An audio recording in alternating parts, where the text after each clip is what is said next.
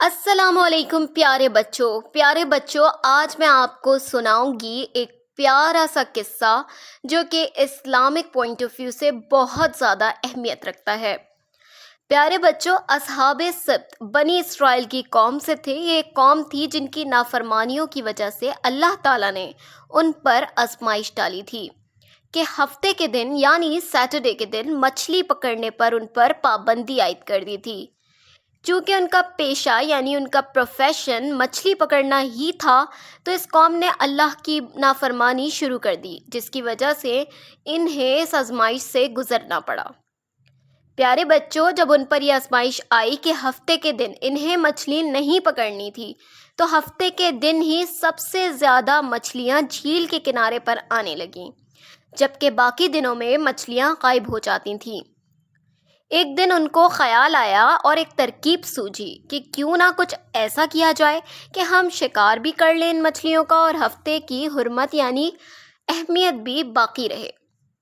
تو شکار پر جاتے ہوئے انہوں نے ایک ترکیب سوچی اور جھیل کے ارد گرد یعنی جھیل کے آس پاس بہت سے گہرے غار کھود لیے اور دریا سے اس غار تک نالیاں بنا دیں۔ جمعے کی شام کو نالیوں کا منہ کھول دیتے کہ پانی کے ساتھ ساتھ مچھلیاں ان گڑھوں میں آ جائیں گی اور اتوار کے دن ان گڑھوں سے مچھلیاں پکڑ لیں گے، اور کہتے کہ ہم ہفتے کے دن شکار نہیں کر رہے اور ہم اللہ کی بات مان رہے ہیں۔ اس طرح ان کے ہاتھ خوب مچھلیاں آ جاتی اور ان کو اپنی حرکتوں اور نافرمانیوں کی وجہ سے ان پر اللہ کا عذاب آیا۔ کیونکہ انہوں نے چالاکی کی تھی، اسی لیے اللہ تعالیٰ ان سے ناراض ہو گیا۔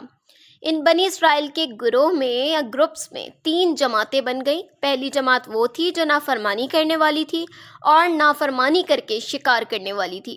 دوسری جماعت وہ تھی جو انہیں سمجھاتی تھی کہ اللہ کی نافرمانی نہ کرو، اللہ کے عذاب سے ڈرو، اور منع کرتی رہتی تھی غلط کام کرنے سے۔ جبکہ تیسری جماعت وہ خاموش رہتی، نہ منع کرتی اور نہ ہی اس کام میں ان کا ساتھ دیتی تھی۔ پھر ایک دن ان کی اسی نافرمانی کی وجہ سے منع کرنے والی جماعت نے اپنے 2 جماعتوں کے درمیان ایک دیوار بنا دی، کیونکہ وہ تو ان کی بات ماننے کو تیار ہی نہیں تھے۔ چند دنوں بعد جب ان کے درمیان دیوار بن گئی تو دیوار کے پیچھے سے کوئی آواز نہیں آ رہی تھی، تو منع کرنے والی جماعت نے دیواریں پھلانگ کر دیکھا تو ہر طرف انہیں بندر ہی نظر آ رہے تھے۔ اس جماعت نے جب دیکھا، ان سے کہا کہ تم کو ہم نے منع کیا تھا کہ اللہ کی نافرمانی نہ کرو، لیکن تم لوگوں نے ایک نہ مانی۔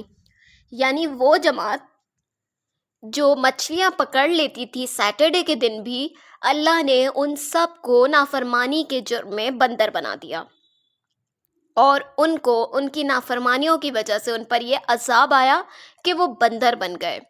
تو پیارے بچوں، ہمیں کبھی بھی اللہ کی نافرمانی نہیں کرنی، اور اللہ تعالیٰ نے جس جس بات کا ہمیں حکم دیا ہے اور تاکید فرمائی ہے، ہمیں وہ کام کرنے ہیں، اور جن کاموں سے منع کیا ہے وہ کام ہمیں کبھی بھی نہیں کرنے۔